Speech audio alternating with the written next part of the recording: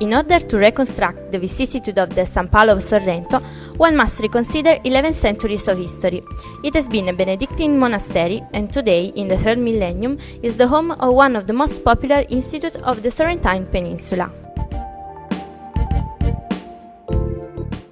The monastery of San Paolo was built in the second half of the 9th century AD. We do not know the exact date of its foundation nor the name of the man who donated the building and adjoining land to the church. From a fragment of a tombstone preserved in the monastery since the middle of the last century, we can imagine that it was established in the period of Stephen I, Bishop of Sorrento. The access to the monastery, surrounded by bosses, bears a cartouche in the center made of volcanic stone and is flanked at the base by 2 volutes.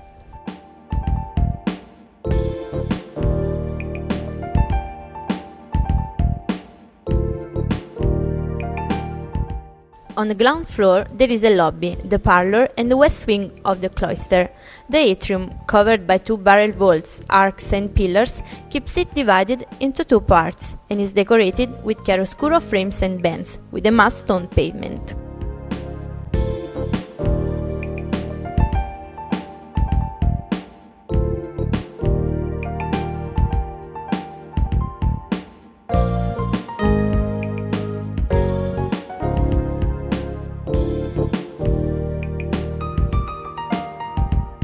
Among the surviving surroundings, located in the ancient part of the monastery, the parlor is the most esteemed. The decorations, performed entirely in stucco, are constituted by capitals with acanthus leaves and by frames supported by its arcs.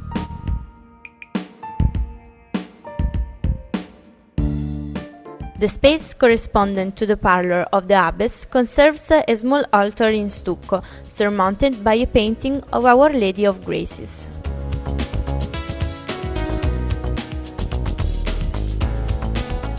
The history of the monastery is inextricably intertwined with the territory. As greater part of the Sorrentine Peninsula, it also suffered the tragic consequences of the invasion and brutal raid made by the Saracen invaders on June 13, 1558. The Turks, among other things, destroyed the monastic archiepiscopal archives, leading to a considerable gap in the documentation of the historical reconstruction of the building and the community that lived there. The few nuns who escaped the slaughter were taken to Constantinople as prisoners, and the community taxed itself to pay the ransom demanded for the release of their fellow citizens deported. In 1563, with the completion of the Council of Trent, which imposed strict rules of life and seclusion of nuns, even in Sorrento there was a reorganization of existing monastic communities. 2 violent earthquakes in the last decades of the 1600s caused serious damage to the building. In the years that followed, we find the monastic community engaged in the work of recovery and expansion. The church was also rebuilt from its foundations. Still today, it is a splendid example of 18th century art, with its austere facade, unfortunately never finished, of Doric order in local tuff stone. The interior retains the statues of saints and angels in stucco. The plant is in Latin cross.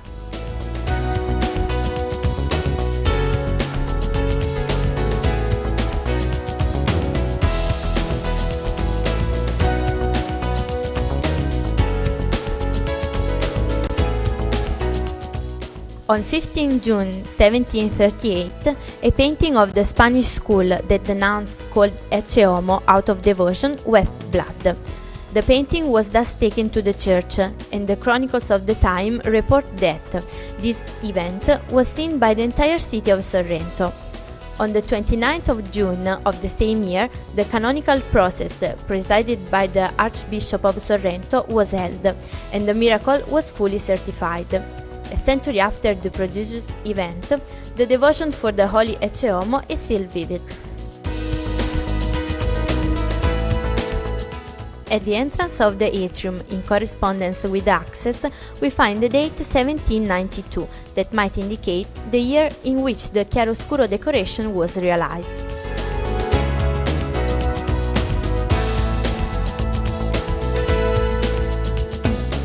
On October 22, 1840, Pope Pius IX visited the Sorrentine Peninsula, stopping at the monastery of San Paolo. To testify this event, there is a plaque in the 17th century atrium that reminds of the visit.